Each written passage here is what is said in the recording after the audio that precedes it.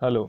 आज की हमारी वीडियो का टॉपिक रहेगा graphical method of break even analysis और ब्रेक इवन चार्ट। यानी कि अगर जो है वो ग्राफिकली हमने कैलकुलेट करना है, ग्राफिकली प्रेजेंट करना है ब्रेक इवन पॉइंट को, तो उसके लिए हम कैसे करते हैं उसके बारे में आज किया जाएगा। तो ब्रेक इवन पॉइंट, जो ब्रेक इवन चार्ट जिसकी हम बात कर रहे हैं, तो break even chart is a tool of presentation of the information relating to the production quantity sales and profits of a business organisation की, जो बिजनेस ऑर्गेनाइजेशन के प्रॉफिट की, सेल्स की, कॉस्ट की, ये जो सारी इंफॉर्मेशन है, इसको हम जो है वो एक डायग्राम के थ्रू जो है वो प्रेजेंट कर सकते हैं। प्रेजेंटेशन टूल है कि इसको जो है पिक्चर को देख के थोड़ा सा समझना आसान हो जाता है, तो इस वजह से जो है इसको हम ग्राफिकली भी बना सकते हैं, ड्रॉ कर सकते हैं, समझा सकते हैं। तो इसके बारे में जो एग्जाम्स में जो है आपके पास दोनों तरह से आ सकता है कि आप जो है वो ब्रेक इवन चार्ट क्या होता है, कैसे बनाया जाता है, इसके डिफरेंट मेथड्स कैसे क्या है इसको ड्रॉ करने के। तो थ्योरी के पॉइंट ऑफ व्यू से कि आपको जस्ट वो ड्रॉ करके दिखाना है कि अगर हमारे पास ये मेथड है, ये मेथड है, और इस मेथड के अकॉर्डिंगली जो है हम इसको ड्रॉ कर सकते हैं। और दूसरा केस क्या हो सकता है कि आपके पास जो है वो कुछ डाटा दिया हुआ है और डाटा के बेस पे आपको कहा गया है कि इसके अकॉर्डिंगली जो है आप ग्राफिकली ब्रेक इवन पॉइंट जो है वो कैलकुलेट करके बताएं। तो आज की वीडियो में हम क्या करेंगे कि इसको थ्योरी और प्रैक्टिकल की दोनों चीजें एक साथ हो जाए, तो हम एक डाटा लेंगे और डाटा के बेस पे जो है वो चार्ट्स ड्रॉ करेंगे। तो उसमें आपको क्लियर हो जाएगा कि जो है वो डिफरेंट मेथड से जो है वो ब्रेक इवन चार्ट किस तरीके से बनाया जाता है। साथ ही आपको बता दिया जाएगा एंगल ऑफ इंसिडेंस के बारे में। या एंगल ऑफ इंसिडेंस बेसिकली क्या होता है कि जब टोटल सेल्स कर्व और टोटल कॉस्ट कर्व एक दूसरे को जो है वो इंटरसेक्ट करते हैं, एक दूसरे को काटते हैं, टोटल सेल्स कर्व और टोटल कॉस्ट कर्व, तब जो उनके बीच में एंगल बनता है that is known as angle of incidence. और इस एंगल ऑफ इंसिडेंस की इंपॉर्टेंस ये है कि जितना इसका एंगल जो है ये यानी कि बड़ा होगा, जितना एंगल ऑफ इंसिडेंस ज़्यादा होगा, दैट मीन्स कि कंपनी का जो है वो प्रॉफिट उतना ज़्यादा होगा, हायर होगा, उतना ज़्यादा बढ़ता चला जाएगा, मतलब सेल्स वॉल्यूम के साथ उस रेशो के अकॉर्डिंगली बढ़ता चला जाएगा। बट अगर एंगल ऑफ इंसिडेंस छोटा रहेगा तो उस केस में कंपनी का प्रॉफिट जो है वो सेल्स वॉल्यूम के साथ जो है वो बहुत ज़्यादा नहीं बढ़ेगा, कम बढ़ेगा। ठीक है, तो इसके बारे में हम एक न्यूमेरिकल के साथ, मतलब कि डाटा के बेस पर जो है वो ब्रेक इवन चार्ट को ड्रॉ कर लेते हैं। तो डाटा के बारे में भी पता रहेगा, साथ में जो है ये भी क्लियर हो जाएगा हमें कि किस तरह से जो है वो थ्योरी के पॉइंट ऑफ व्यू से आपने उसको एक्सप्लेन करना है। तो इसमें हमारे पास इंफॉर्मेशन दी हुई है, जैसे कि आउटपुट दी है हमारे पास 0 यूनिट्स, 1000, 2000, 3000, 4000, 5000 यूनिट्स की डिफरेंट अल्टरनेटिव्स हैं ऑर्गेनाइजेशन के पास प्रोडक्शन के। तो डिफरेंट अल्टरनेटिव्स के बारे में इंफॉर्मेशन है यहाँ पे, कितनी यूनिट्स जो है वो ऑर्गेनाइजेशन प्रोड्यूस कर सकती है। उसकी वेरिएबल कॉस्ट के बारे में इंफॉर्मेशन है, वेरिएबल कॉस्ट जो है वो 10 रुपीज़ पर यूनिट है। फिक्स कॉस्ट के बारे में आपको पता है कि किसी भी लेवल ऑफ एक्टिविटी पे आप काम करेंगे तो फिक्स कॉस्ट सेम ही रहेगी। तो यहाँ पे आप देख रहे हैं कि जो फिक्स कॉस्ट है that is 20,000 for different alternatives, चाहे आप वो 1000 प्रोड्यूस करें तब भी उतनी है, 0 यूनिट्स प्रोड्यूस करें तब भी 20,000 है, 5000 यूनिट्स प्रोड्यूस करें तब भी 20,000 है। बट वेरिएबल कॉस्ट क्या है कि वो पर यूनिट के हिसाब से आएगी। अगर 0 यूनिट्स प्रोड्यूस करेंगे तो 0 रुपीज़ कोई कॉस्ट नहीं आएगी। अगर 1000 की तो 10 रुपीज़ के हिसाब से 10,000 हो गया, 2000 प्रोड्यूस की तो 10 रुपीज़ के हिसाब से 20,000 हो गया, 3000 प्रोड्यूस की तो 10 रुपीज़ के हिसाब से 30,000 हो गया।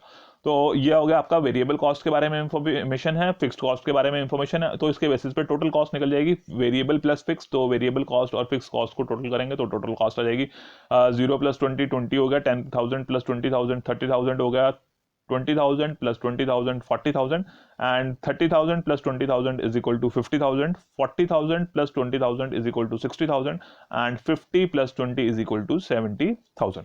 ये कॉस्ट के बारे में आ गई इंफॉर्मेशन। साथ ही सेल्स के बारे में है। सेलिंग प्राइस आई थिंक यहाँ पे जो है वो 20 रुपीज़ के हिसाब से लिया गया है। तो सेलिंग प्राइस जो है वो 20 रुपीज़ है, तो 20 रुपीज़ के हिसाब से 0 यूनिट सेल करेंगे, जब कुछ सेल नहीं होगी तो अमाउंट भी 0 ही आएगी।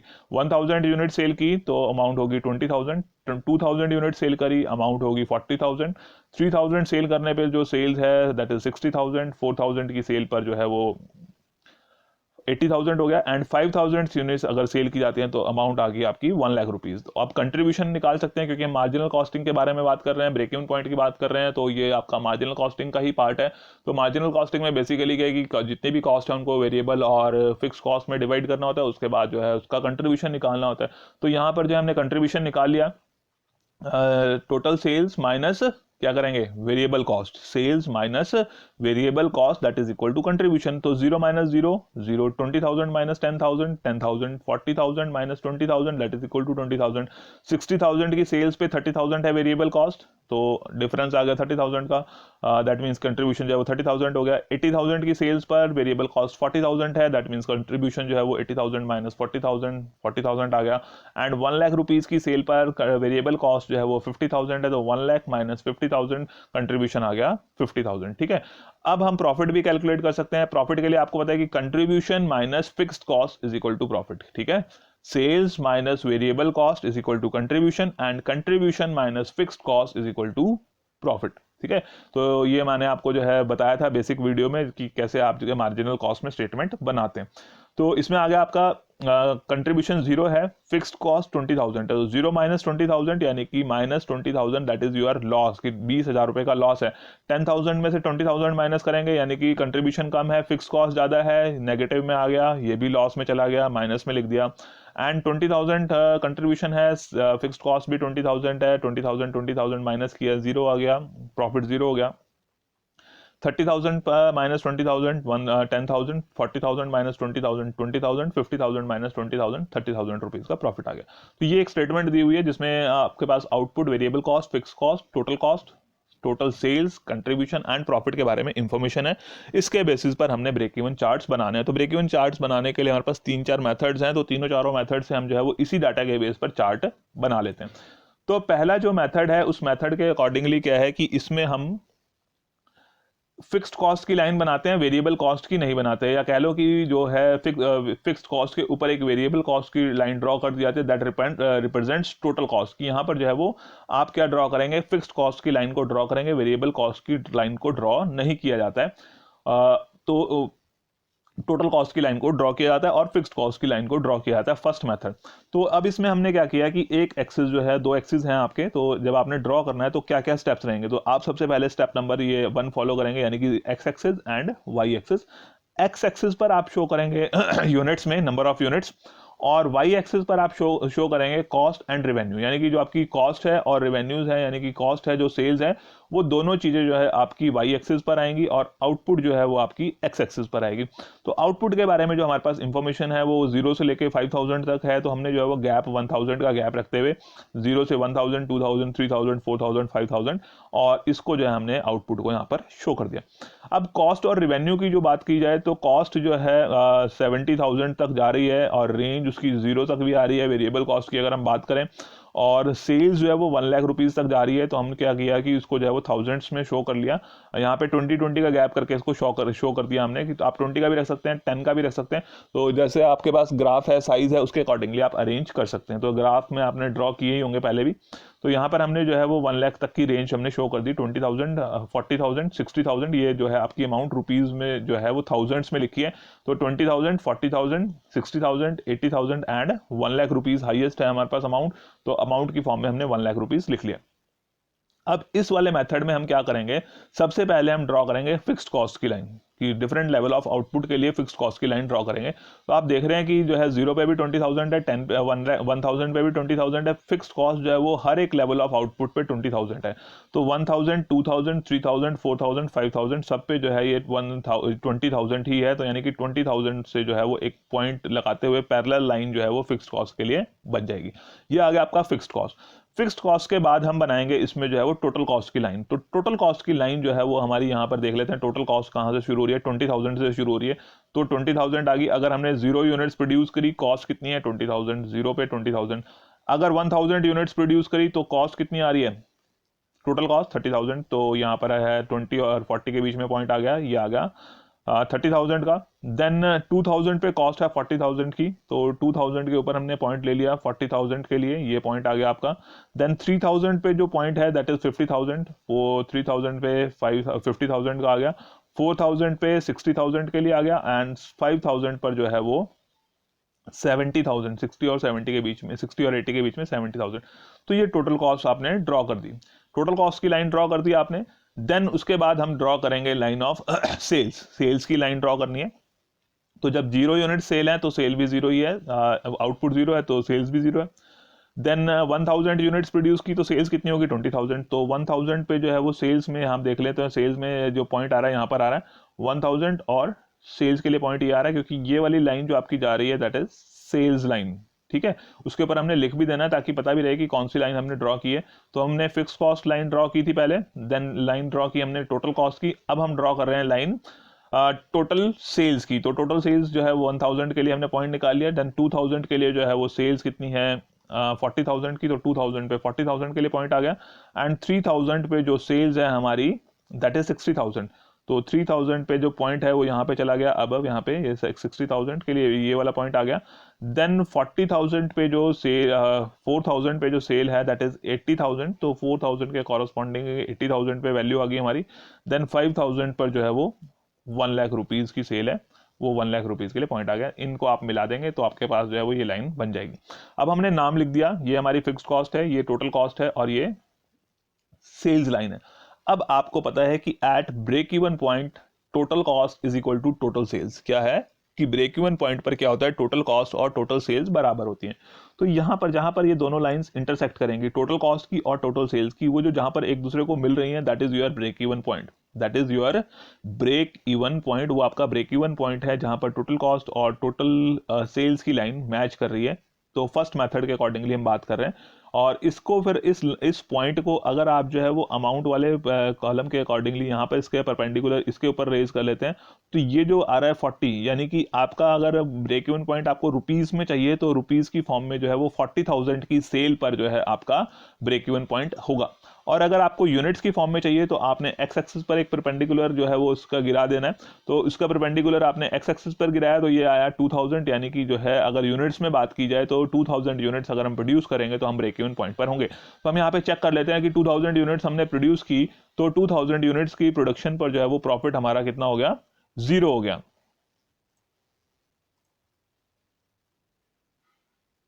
तो 2000 यूनिट्स अगर हमने सेल करी, आउटपुट आई, तो देख रहे हैं आपकी नो प्रॉफिट नो लॉस, की कोई प्रॉफिट नहीं है कोई लॉस नहीं है, दैट इज इक्वल टू 0।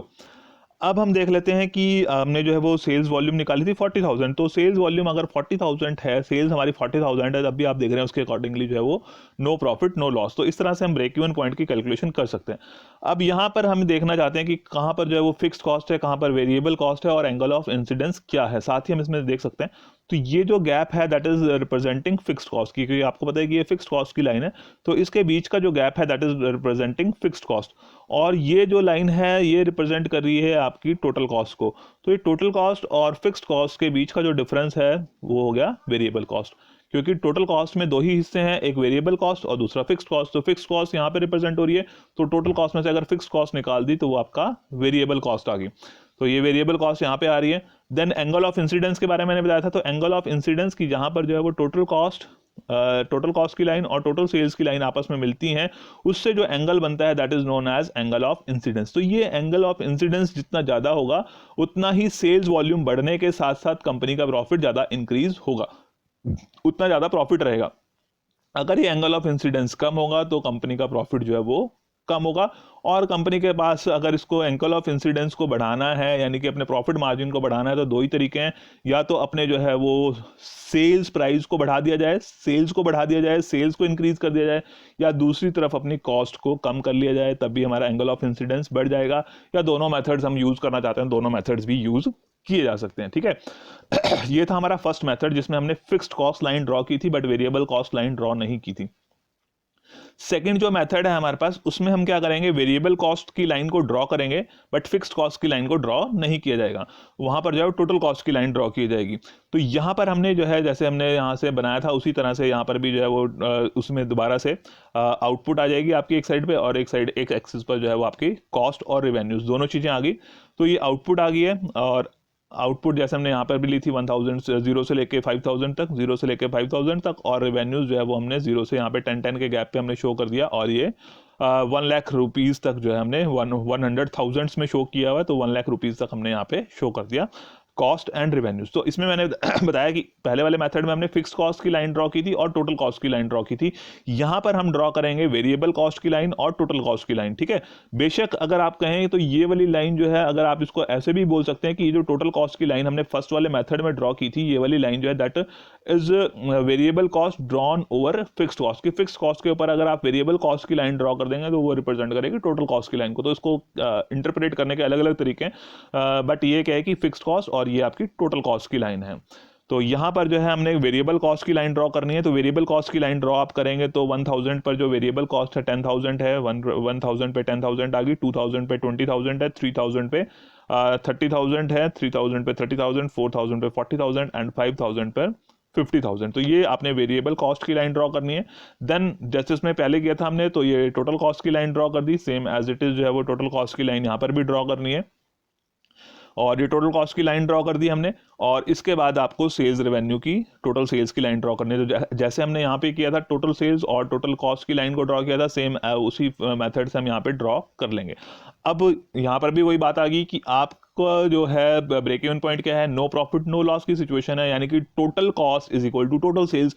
तो total cost is equal to total sales, यानी कि जहां पर दोनों लाइंस एक दूसरे को इंटरसेक्ट करेंगी वो हमारा ब्रेक इवन पॉइंट। तो यहाँ पर जो है इस पॉइंट पर दोनों पॉइंट्स जो है, दोनों लाइंस एक दूसरे को इंटरसेक्ट कर रही हैं, तो ये हमारा ब्रेक इवन पॉइंट आ गया।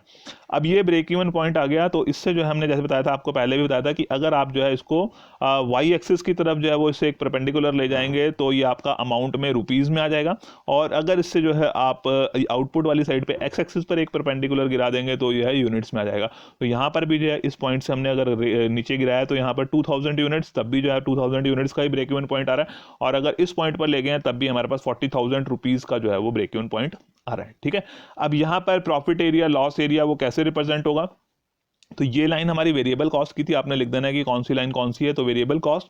ये लाइन हमारी टोटल कॉस्ट की थी, ये लिखा हुआ है टोटल कॉस्ट लाइन, और ये लाइन हमारी है टोटल सेल्स की लाइन। ठीक है, तो ये टोटल सेल्स की लाइन होगी। तो ये ब्रेक इवन पॉइंट, और ये जो यहाँ से लेके यहाँ तक इन दोनों लाइंस के बीच में जो एंगल बन रहा है that is your angle of incidence. ठीक है, और ये जो इससे ऊपर वाला जो मार्जिन है इसके बीच का, टोटल सेल्स और टोटल कॉस्ट के बीच का जो गैप है, ये वाला जो एरिया है that is our profit area, that is our profit area, और ये जो नीचे वाला एरिया रह गया that is our loss area. इसी तरह से यहाँ पर भी है कि ये जो वाला एरिया है फर्स्ट मेथड में, ये वाला जो एरिया है आपका, ये एरिया जो है वो ब्रेक इवन पॉइंट से जो नीचे रह गया आपका कॉस्ट और सेल्स के बीच का जो डिफरेंस है दैट इज लॉस एरिया, और यहाँ पर जो है ये वाला प्रॉफिट एरिया आ गया। तो अगर आप देखें तो जब सेल्स ज़्यादा है कॉस्ट कम है तो ऑटोमेटिकली प्रॉफिट है, और यहाँ पर क्या है कि कॉस्ट ज़्यादा है बट सेल्स जो है वो कम है, तो सेल्स कम है कॉस्ट ज़्यादा है तो लॉस एरिया है। तो इस तरह से हम जो है वो सेकंड मेथड जिसमें हम वेरिएबल कॉस्ट की लाइन ड्रॉ करते हैं और टोटल कॉस्ट की लाइन ड्रॉ करते हैं। यहाँ पर क्या है कि फिक्स्ड कॉस्ट की और टोटल कॉस्ट की लाइन ड्रॉ की है, सेल्स लाइन तो आपको ड्रॉ करनी ही करनी है दोनों मेथड्स में। तो इस तरह से जो है हम निकाल सकते हैं दोनों मेथड से ब्रेक इवन पॉइंट। अब थर्ड मेथड के बारे में कर लेते हैं।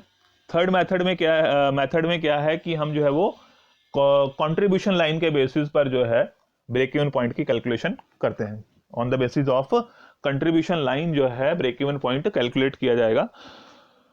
तो इसमें क्या क्या ड्रॉ करना है हमने, एक तो हमने ड्रॉ करनी है फिक्स्ड कॉस्ट की लाइन, एक ड्रॉ करनी है हमने फिक्स्ड कॉस्ट की लाइन। अगर हम कंट्रीब्यूशन वाले मेथड से कंट्रीब्यूशन चार्ट के बेसिस पर जो है बना रहे हैं तो हमें एक लाइन तो कंट्रीब्यूशन की आएगी, एक आपकी सेल्स की आएगी और एक लाइन आपकी फिक्स्ड कॉस्ट की आएगी, क्योंकि at break even point contribution is equal to fixed cost. जो आपको फॉर्मूलाज मैंने बताए थे तो उन फॉर्मूलाज में बताया था कि जब ब्रेक इवन पॉइंट की बात आती है तो ब्रेक इवन पॉइंट पर क्या है कि contribution is equal to fixed cost, क्योंकि नो प्रॉफिट नो लॉस। तो कंट्रीब्यूशन क्या होता है, contribution is equal to fixed cost plus profit और fixed cost minus loss. But यहाँ पे ना प्रॉफिट है ना लॉस है ब्रेक इवन पॉइंट पर। तो क्या हुआ कि ब्रेक इवन पॉइंट पर जो है वो कंट्रीब्यूशन और फिक्स्ड कॉस्ट बराबर है। तो यहाँ पे जब हम कंट्रीब्यूशन वाला ग्राफ बनाएंगे तो हमें एक फिक्स्ड कॉस्ट की लाइन बनानी है, कंट्रीब्यूशन की बनानी है, टोटल सेल्स लाइन बनानी है। तो बनाने का तरीका वही है, लगभग आपने जो है वो एक्स एक्सिस पर आउटपुट इन यूनिट्स ले लिया और वाई एक्सिस पर जो है वो कॉस्ट एंड रेवेन्यू जो है वो आपने शो कर दिया, कॉस्ट एंड रेवेन्यू। तो जैसे हमने पहले बनाया था ये आपके थाउजेंड्स में लिखे हुए हैं, 10,000, 20, 30, 40, 50, 60, 70, 80, 90,000 एंड 1 लाख रुपीज, और ये आपका 1000 यूनिट्स, 2, 3, 4, 5,000 यूनिट्स यहाँ तक आपके पास आ गया। लाइन ड्रॉ करनी है फिक्स्ड कॉस्ट की तो फिक्स्ड कॉस्ट जो है वो 20,000 ही है हर लेवल ऑफ आउटपुट के लिए। तो 20,000 के जो है वो पैरेलल एक जो है वो फिक्स्ड कॉस्ट की लाइन ड्रॉ हो जाएगी। ये फिक्स्ड कॉस्ट की लाइन आ गई। अब फिक्स्ड कॉस्ट की लाइन आ गई, अब हमें जो है वो हम बना रहे हैं कंट्रीब्यूशन चार्ट, या कंट्रीब्यूशन के बेस पर जो है वो ब्रेक इवन की कैलकुलेशन की जा रही है, तो इसको हम कंट्रीब्यूशन चार्ट भी बोल देते हैं, और break even on the basis of contribution line. तो यहाँ पर हमने जो है वो सेल्स लाइन जैसे पहले ड्रॉ की थी, सेल्स लाइन वैसी आ जाएगी। सेल्स के बेसिस पर हर एक लेवल ऑफ आउटपुट के लिए आप पॉइंट लगाते चले जाएंगे। जैसे 3000 पर जो है वो हमारा सेल 60,000 की है तो 3000 पे 60,000 का पॉइंट आ गया, 4000 पे 80,000 है, 80,000 के लिए पॉइंट आ गया, 5,000 पे 1 लाख के लिए पॉइंट है, तो इनको आपने मिला लेना, पॉइंट लगा के ये मिला लिया, सेल्स लाइन आ गई। अब बनानी थी हमने कंट्रीब्यूशन लाइन। तो कंट्रीब्यूशन लाइन के लिए हमने देखना है कि sales minus variable cost, sales minus variable cost, that is our contribution. तो वो हमारा कंट्रीब्यूशन आ जाएगा। तो 0 यूनिट्स के लिए 0 है कंट्रीब्यूशन, 1000 के लिए 10,000 है, 2000 के लिए 20,000 है, 3000 के लिए 30,000 है, 4000 के लिए 40,000 एंड 5000 के लिए 50,000। तो उसके अकॉर्डिंगली हमारा जो है वो कंट्रीब्यूशन लाइन की 1000 पे 10,000 है, पॉइंट आ गया, 2000 पे 20,000 है, पॉइंट आ गया, 3000 पे 30,000 है, उसके लिए पॉइंट ड्रॉ कर लिया, एंड 4000 पे जो है वो 40,000 है, उसके कॉरस्पॉन्डिंग पॉइंट ड्रॉ कर लिया, 5000 पर जो है वो 50,000 है, उसके कॉरस्पॉन्डिंग पॉइंट ड्रॉ कर लिया, और इनको मिला दिया, ये आपकी कंट्रीब्यूशन लाइन बन गई। तो जैसे मैंने बताया कि ब्रेक इवन पॉइंट में क्या है कि fixed cost is equal to contribution. तो आपने देखना है कि फिक्स्ड कॉस्ट और कंट्रीब्यूशन की लाइन आपस में एक दूसरे को कहां पर इंटरसेक्ट कर रही है। जहां पर वो एक दूसरे को इंटरसेक्ट करेंगी, जहां पर वो एक दूसरे के साथ मिलेंगी, वही जो है हमारा ब्रेक इवन पॉइंट हो जाएगा। तो ये हमारा ब्रेक इवन पॉइंट। और अगर आप इससे जो है वो एक्स एक्सिस पर एक परपेंडिकुलर लेके आएंगे तो 2000 यूनिट्स आ रहा है, तो ब्रेक इवन पॉइंट 2000 यूनिट्स। और यहाँ पे अगर हम चेक करते हैं तो 2000 यूनिट्स पर जो है वो प्रॉफिट जो है वो निल है, यानी कि नो प्रॉफिट नो लॉस। और अगर इसको जो है आप वाई एक्सिस पर लेके जाते हैं तो वो 20,000 यानी कि 20,000 रुपीज़ की अगर आप सेल करते हैं तो 20,000 की सेल पर जो है वो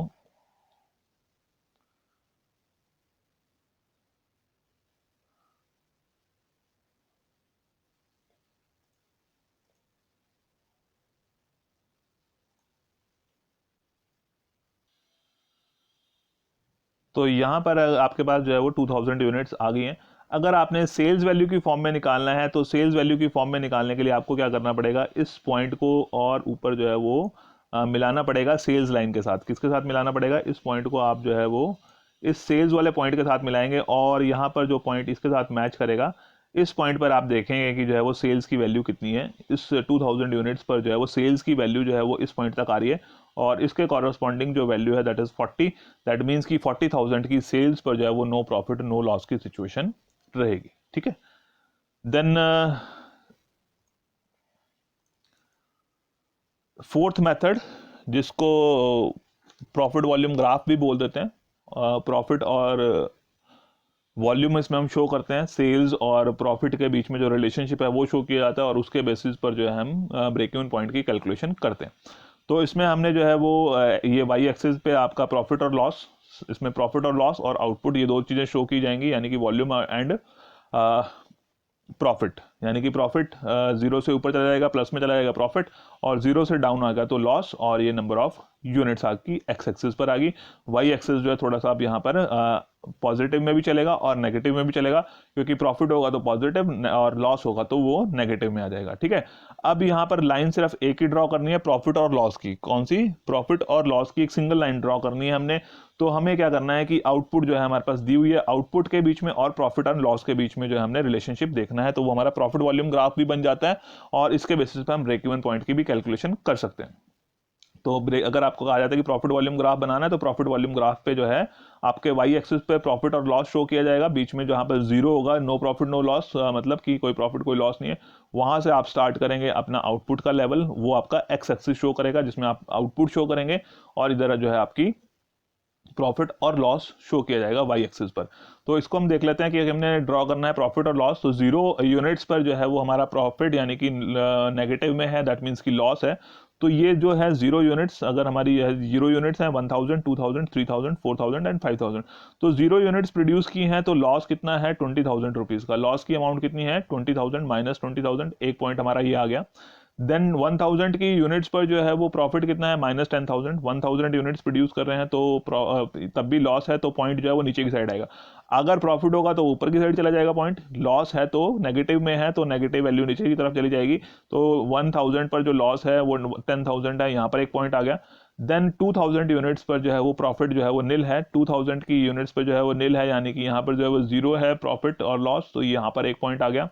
देन 3000 पर जो प्रॉफिट है दैट इज 1000, 3000 पे हमने एक पॉइंट ड्रॉ कर लिया, ये आ गया आपका 10,000 के लिए।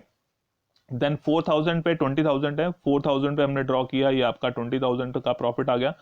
एंड 5000 पे जो प्रॉफिट है दैट इज 30,000, 5000 पर जो है वो प्रॉफिट आ गया आपका 30,000, और इस लाइन को आपने आपस में मिला देना है। तो ये लाइन आपने मिला दी, that represents profit and loss, that represents profit और लॉस लाइन की, प्रॉफिट और लॉस की लाइन है।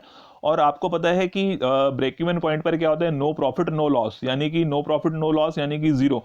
तो यहाँ पर ये जीरो को कट करेगी, जहाँ पर ये वाली प्रॉफिट और लॉस वाली लाइन जो है आपकी, प्रॉफिट एंड लॉस की जो लाइन है, जहाँ पर ये एक्स एक्सिस को कट करेगी, वो पॉइंट आपका जो है वो ब्रेक इवन पॉइंट आ जाएगा। क्योंकि यहाँ पर तो पॉइंट हमने ड्रॉ कर ही लिया था, बट इन केस की हो सकता है कि यहाँ पे ये पॉइंट ना आ रहा होता, हमारे पास जो है वो ऐसा लेवल ऑफ आउटपुट हमने नहीं लिया होता जिसपे जो है वो नो प्रॉफिट नो लॉस की सिचुएशन आ रही होती।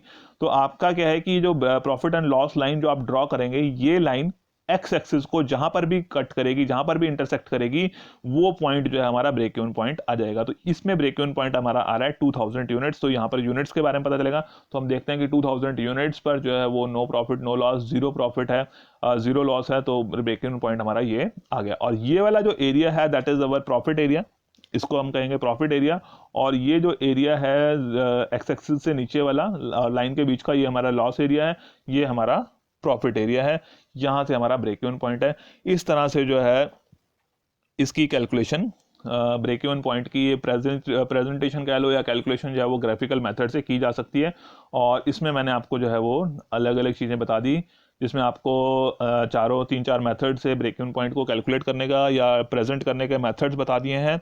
साथ में प्रॉफिट वॉल्यूम ग्राफ के बारे में बता दिया है, और आपको एंगल ऑफ इंसिडेंस भी एक्सप्लेन कर दिया है। आज की वीडियो में इतना ही है। Okay, thank you.